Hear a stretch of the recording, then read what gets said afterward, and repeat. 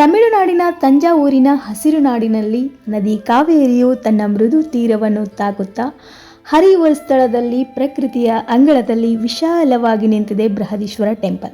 ಹೌದು, ಇವತ್ತು ನಾವು ಹೋಗ್ತಾ ಇರೋದು ಬೃಹದೀಶ್ವರ ಟೆಂಪಲ್ಗೆ.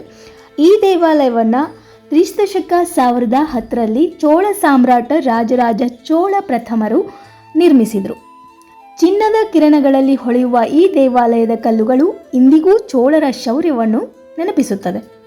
ಶಿವನಿಗೆ ಸಮರ್ಪಿತವಾದ ಈ ದೇವಾಲಯವನ್ನು ಬೃಹದೀಶ್ವರ ಅಥವಾ ರಾಜರಾಜೇಶ್ವರಂ ಎಂದು ಕರೆಯುತ್ತಾರೆ.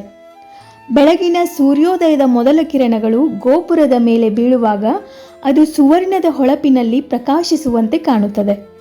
ದೇವರ ಸಾನ್ನಿಧ್ಯವೇ ಆ ಬೆಳಕಿನಲ್ಲಿ ಉಸಿರಾಡುತ್ತದೆ.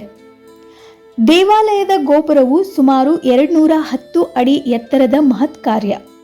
ಅದರ ಶೃಂಗದ ಮೇಲೆ ಕಳಶವು 80 ಟನ್ ತೂಕದ ಕಲ್ಲು. ಆದರೆ ಆ ಕಲ್ಲು ಗಾಳಿಯೊಡನೆ ನಗುವಂತೆ ಹಗುರವಾಗಿ ಆಕಾಶವನ್ನು ಮುಟ್ಟುವಂತೆ ಕಾಣುತ್ತದೆ. ದೇವಾಲಯದ ಸುತ್ತಲೂ ಹಸಿರು ತೋಟಗಳು, ತಂಪಾದ ಗಾಳಿ, ಹಕ್ಕಿಗಳ ಹಾಡು, ಈ ಎಲ್ಲವುಗಳು ದೇವರ ಭಕ್ತಿ ಮತ್ತು ಪ್ರಕೃತಿಯ ಶಾಂತಿಯನ್ನು ಒಟ್ಟಿಗೆ ನೀಡುತ್ತದೆ. ಗೋಡೆಗಳ ಮೇಲೆ ಮೂಡಿರುವ ಚಿತ್ರಕಲೆಗಳು ಚೋಳರ ಕಲಾತ್ಮಕ ಮನಸ್ಸಿನ ಪ್ರತಿಬಿಂಬ. ಪ್ರತಿ ಶಿಲ್ಪವೂ ಒಂದೊಂದು ಕತೆ ಹೇಳುತ್ತದೆ.